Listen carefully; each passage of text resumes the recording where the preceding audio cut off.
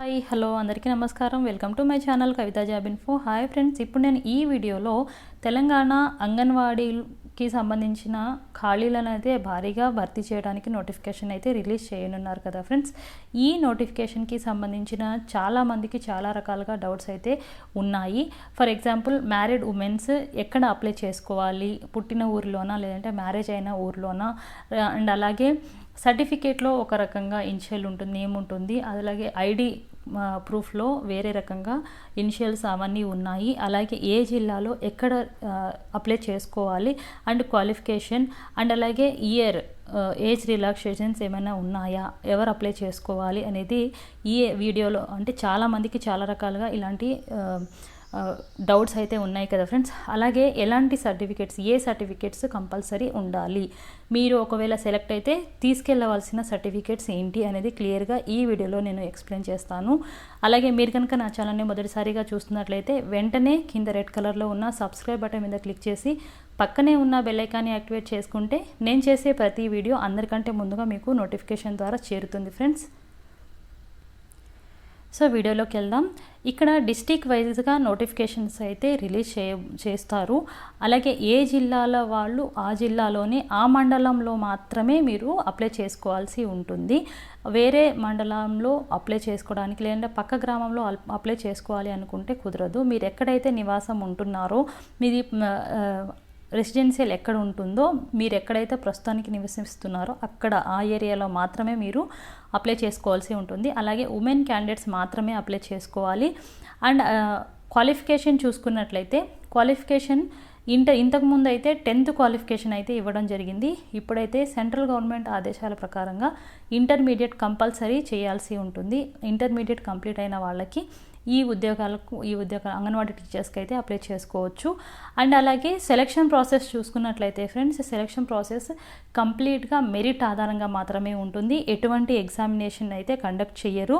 ఈ సెలక్షన్స్ కూడా మన జిల్లా కలెక్టర్ ఆధ్వర్యంలోనే సెలక్షన్స్ అనేవి జరుగుతాయి. మీరు ఒకవేళ మీకు సెలెక్ట్ అయితే మాత్రానికి సర్టిఫికేట్ వెరిఫికేషన్ ఇంటర్వ్యూ అనేది ఉంటుంది. ఎవరైతే సెలెక్టెడ్ క్యాండిడేట్స్ ఉంటారో వాళ్ళని మీ సర్టిఫికేట్స్, అంటే ఇంటర్వ్యూస్ అంటే పెద్దగా ఏం చేయరు. అక్కడ ఆ సరౌండింగ్స్కి సంబంధించిన దానికి, ఆ పోస్ట్కి మీరు ఎలిజిబులా కాదా అనే క్వశ్చన్స్ మాత్రమే అడుగుతారు. అండ్ నెక్స్ట్ ఏజ్ రిలాక్సేషన్ విషయానికి వస్తే, ఎస్సీ ఎస్టీ వాళ్ళకి మాత్రమే ఈ వేకెన్సీస్కి అప్లై చేసుకోవాలి. ఆ ఏరియాలో ఉన్నవాళ్ళు 18 నుంచి 35 సంవత్సరాల లోపు వాళ్ళు ఈ నోటిఫికేషన్కి అప్లై చేసుకోవచ్చు. మిగిలిన క్యాస్ట్ వాళ్ళు అప్లై చేసుకోవచ్చా అంటే చేసుకోవచ్చు ఫ్రెండ్స్. వాళ్ళు ఓబీసీ క్యాండిడేట్స్, వేరే క్యాస్ట్ వాళ్ళు అప్లై చేసుకోవాలి అనుకుంటే వాళ్ళకి 21 ఇయర్స్ నుంచి 35 ఇయర్స్ వరకు మీరు అప్లై చేసుకోవచ్చు. ఏజ్ ఉన్న వాళ్ళు 21 సంవత్సరాల నుంచి 35 సంవత్సరాల లోపు ఏజ్ ఉన్న వాళ్ళు అప్లై చేసుకోవచ్చు. ఓబీసీ వాళ్ళకి అండ్ ఎస్సీ ఎస్టీ వాళ్ళకి ఏజ్ రిలాక్సేషన్ ఇస్తే మాత్రానికి, ఒకవేళ నోటిఫికేషన్ తర్వాత ఓబీసీ వాళ్ళకి 3 ఇయర్స్ ఏజ్ రిలాక్సేషన్ ఉంటుంది. అంటే 38 ఇయర్స్ ఉన్న వాళ్ళు అప్లై చేసుకోవచ్చు. అలాగే ఎస్సీ ఎస్టీ వాళ్ళకైతే 5 ఇయర్స్ రిలాక్సేషన్ ఇస్తే ఇవ్వచ్చు. ఇది కన్ఫర్మ్ అయితే కాదు. ఆఫ్టర్ నోటిఫికేషన్ తర్వాత నోటిఫికేషన్లో ఎలాంటి రూల్స్ అండ్ రెగ్యులేషన్స్ ఉంటాయో వాటిని సంబంధించి అయితే మనం ముందుకు వెళ్ళొచ్చు ఫ్రెండ్స్. ఇదైతే కన్ఫర్మ్ కాదు. ఏజ్ రిలాక్సేషన్ ఉంటే ఉండొచ్చు. అండ్ అలాగే క్వాలిఫికేషన్ ఇంటర్మీడియట్ అని చెప్పేసి అన్నాం కదా ఫ్రెండ్స్. ఇక్కడ కంప్లీట్గా ఆ మెరిట్ మీదనే సెలెక్షన్ చేస్తారని కూడా అనుకున్నాం కదా. ఆ సెలెక్షన్ ప్రాసెస్ అనేది ఎస్సీ ఎస్టీ వాళ్ళకి అయిన తర్వాత, ఒకవేళ అదే ఏరియాలో ఎస్సీ ఎస్టీ వాళ్ళు 18 ఇయర్స్ ఆర్ 21 ఇయర్స్ వాళ్ళు లేకపోతే తర్వాత ఓబీసీ క్యాండిడేట్ని ఓబీసీ కదా, మిగతా క్యాస్ట్ వాళ్ళని ఫర్దర్గా కన్సిడర్ చేసి సెలెక్షన్ అయితే చేస్తారు.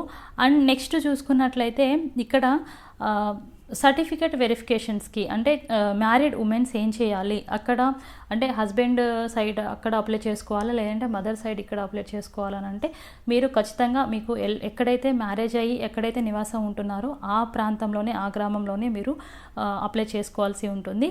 మ్యారీడ్ అయిన ఉమెన్, అలాగే age relaxation, age problem, caste అవన్నీ కూడా మీకు సర్టిఫికేట్స్లో ఎలా ఉంటున్నాయో అలాగే ఐడి ప్రూఫ్లో కూడా ఉండాలనేది మీరు ఒక కన్ఫ్యూజన్లో ఉన్నారు కదా ఫ్రెండ్స్. అది చూసుకున్నట్లయితే study conduct and ID proof ఏమేమి ఉంటాయి, మెమోస్ ఉంటాయి, స్టడీ కండక్ట్స్ ఇవన్నీ ఉంటాయి. దీంట్లో మీకు ఇక్కడ ఐడి ప్రూఫ్స్ ఏముంటాయి, రేషన్ కార్డు, ఓటర్ ఐడి, అలాగే బ్యాంక్ ప్రూఫ్స్. వీటిలో అయితే మీకు ఒకవేళ హస్బెండ్ సైడ్ ఉంటే హస్బెండ్ సైడ్ ఉంటాయి కదా. అండ్ ఆధార్లో కూడా మీకు ఇనిషియల్ చేంజ్ అవుతూ ఉంటుంది. కాబట్టి మీరు ఏదైతే ఇవన్నీ పెట్టాలి అనుకుంటున్నారో వీటికి రేర్గా మ్యారేజ్ సర్టిఫికేట్ కూడా తెచ్చుకోండి.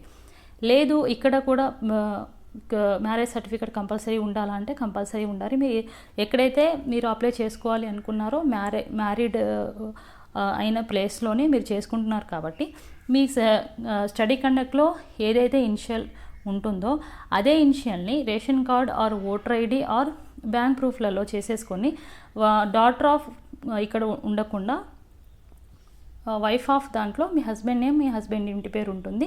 ఇక్కడ రేషన్ కార్డు రిలేషన్ ఉంటే మాత్రానికి లేడీస్వి ఇనిషియల్ అంటే ఇంటి పేరు, ఫాదర్ ఇంటి పేరునే కంటిన్యూ చేసుకుంటూ ఉంటే ఆ ప్రాబ్లం ఏమి ఉండదు. ఒకవేళ అది కాకుండా మీకు ఫర్దర్గా ఏ ప్రాబ్లం ఉండకూడదు అనుకుంటే మాత్రానికి మీరు మ్యారేజ్ సర్టిఫికేట్ కంపల్సరీ అయితే పెట్టుకోవాలి.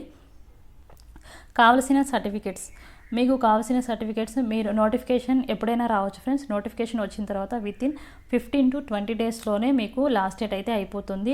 కొన్నిసార్లు వెబ్సైట్ కూడా అంటే కొంచెం బిజీ ఉండడం వల్ల మీరు నోటిఫికేషన్కి అప్లై చేసుకోలేకపోవచ్చు. కాబట్టి మీరు ముందుగానే అన్ని సర్టిఫికేట్స్, ఒరిజినల్ సర్టిఫికేట్స్ అయితే గ్యాదర్ చేసుకోండి. ఈ ఒరిజినల్ సర్టిఫికేట్స్ ఏమేమి కావాలి అని అంటే 10th సర్టిఫికేట్ మెమో ఉండాలి. అండ్ అలాగే ఏజ్ ప్రూఫ్ కోసం ఏజ్ అంటే డేట్ ఆఫ్ బర్త్ సర్టిఫికేట్ ఉంటే అది తెచ్చుకోండి. లేదంటే 10th వచ్చేసి మనకు ఏజ్ ప్రూఫ్ అందులో ఉంటుంది కాబట్టి ఓకే.